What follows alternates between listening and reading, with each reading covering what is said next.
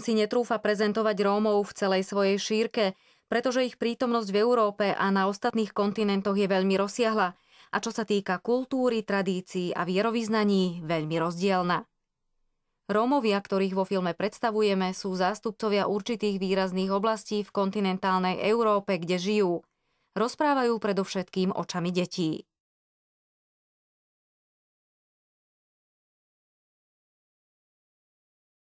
Izolácia.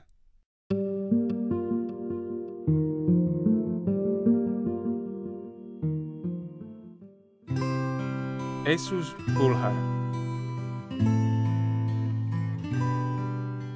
Jesus sa narodil pred 10 rokmi na okraji mesta Stará Zagora.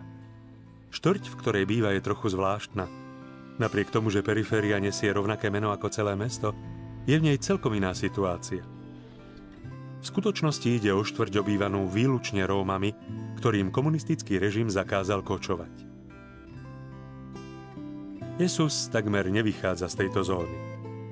Jeho svet je tu medzi týmito panelákmi. Tu trávi celé dni so svojimi kamarátmi.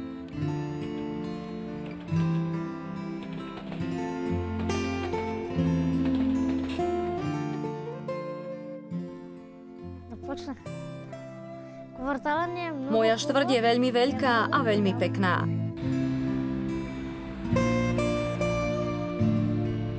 Jesus nikdy nebol v Sofii, hlavnom meste Bulharska, hoci od štvrte, kde býva, je vzdialená len 5 hodín cesty autom.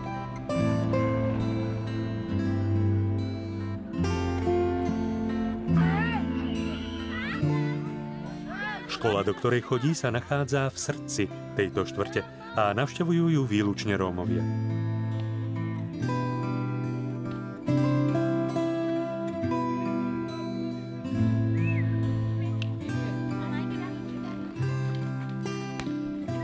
Keď sa ide hrať s kamarátmi, Jesusov deň prejde v pokoji, tak ako mnohým iným deťom. Po krátkom čase, ktorý strávil na námestí, ide urobiť nákup. Často ho sprevádza jeho kamarátka. Dievčatá sú viac zvyknuté na plnenie podobných úloh.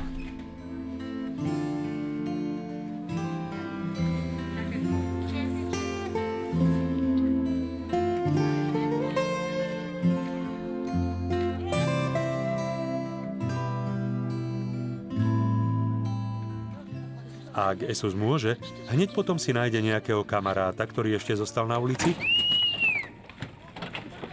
a ostane sa hrať vonku až do večera. Ale dievčatá v jeho veku majú celkom iný život. Musia pomáhať v rodine a vo veku 13-14 rokov sú pripravené na vydaj.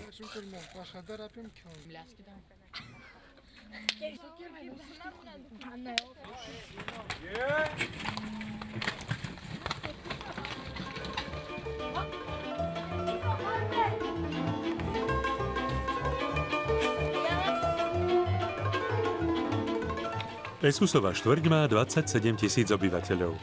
Samozrejme, všetci sú Rómovia. Tvoria 15% celkovej populácie Starej Zagory. V Bulharsku sú Rómovia veľmi početní, od 400 000 až do 1 milióna. Čísla sa veľmi rozchádzajú, pretože o tomto národe bez štátu a bez vlastného územia je zložité mať presné dáta.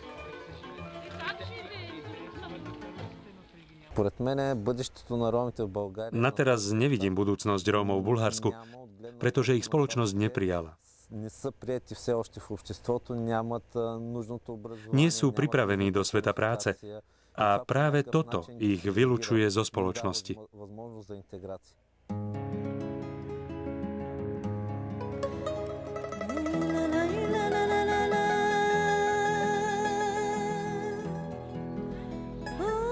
Toto je Kašméra, oblasť, v ktorej žijú niektorí z najchudobnejších Rómov regiónu. Žiaden z týchto domov nemá napríklad tečúcu vodu. Najbližší vodovod je odtiaľto asi pol kilometra.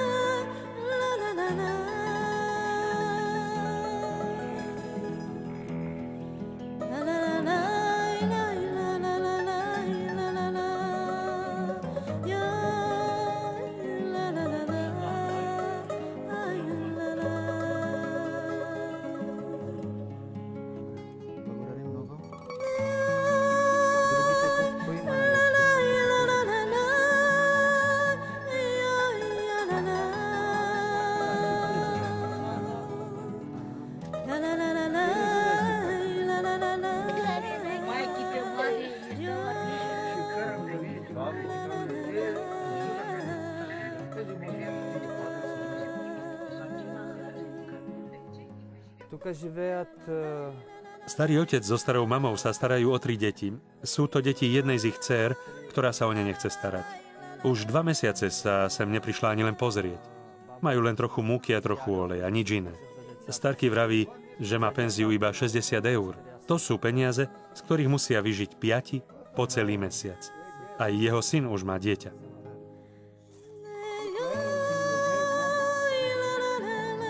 Je tu mnoho detí, aspoň 4-5 v každej rodine. Neraz vyrastali v ťažkých podmienkach. Bosé aj v tej najtuchšej zime, keď teplota na dlhý čas klesne pod nulu. Okrem častých problémov so spoločnosťou sú tu ešte aj problémy s justíciou.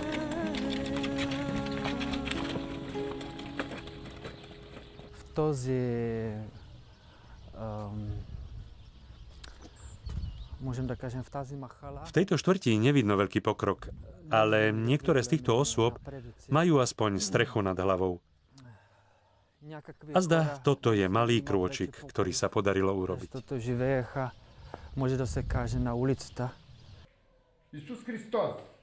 V Magligu je iná situácia.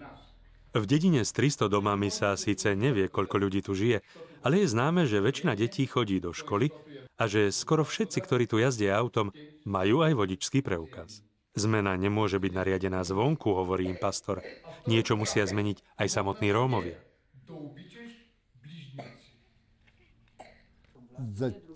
V roku 1984 sa môj život zmenil.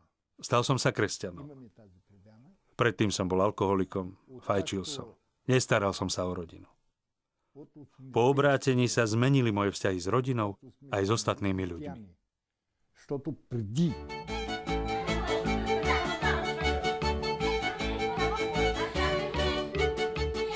Činnosť Salesiánov sa sústreďuje predovšetkým na Starú Zagoru, osadu, kde žije Esus. Už niekoľko mesiacov po príchode kňazov badať prvé ovocie na tých ľuďoch, s ktorými prišli do kontaktu. Tieto deti nikdy nemali možnosť študovať doma. Dnes na to majú priestor, ale predovšetkým našli osoby, ktoré im pomáhajú.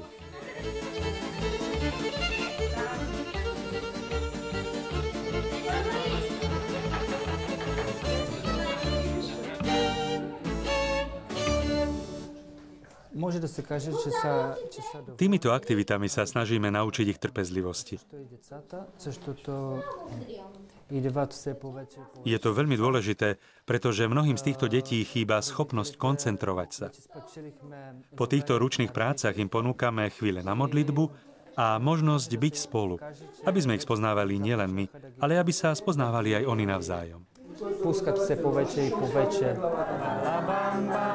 Amin, amin. Isuse Boh je zgobičan. Isuse Boh je zgobičan. Isuse Boh je zgobičan.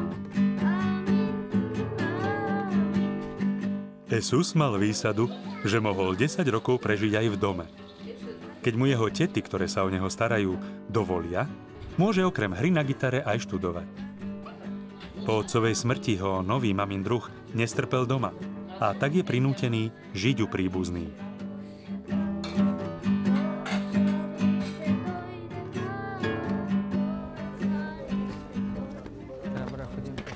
Osoba, ktorá sa najviac stará o Jezusa, je jeho stará mama. Teraz to s ňou však nevyzerá najlepšie. Je po ťažkej operácii